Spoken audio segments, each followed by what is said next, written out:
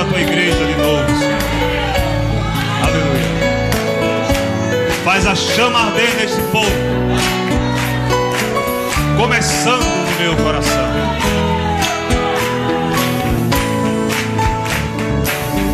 Sempre vou lembrar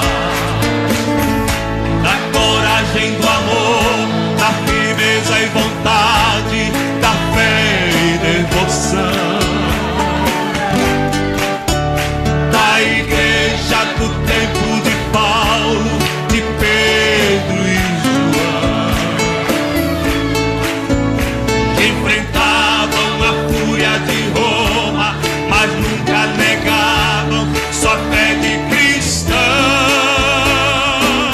É um exemplo pra mim, verdadeira lição.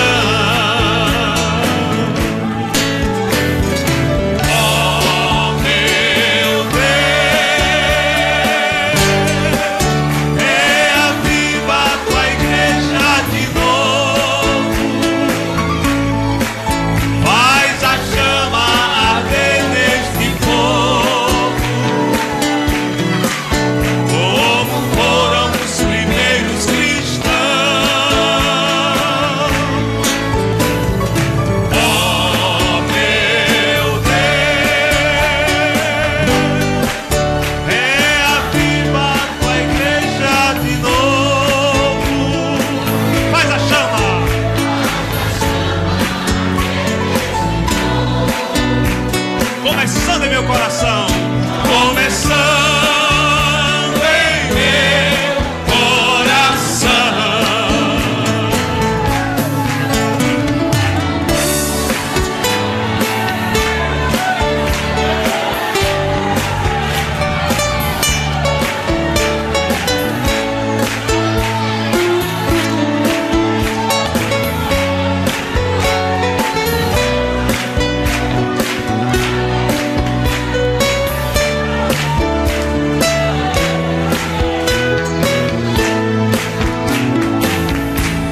Queria ver a bravura dos santos em plena arena, enfrentando os leões.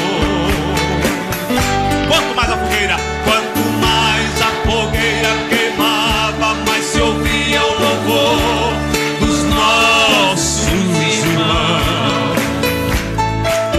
Sobre o sangue tombavam nas ruas, chegavam no céu com a vida.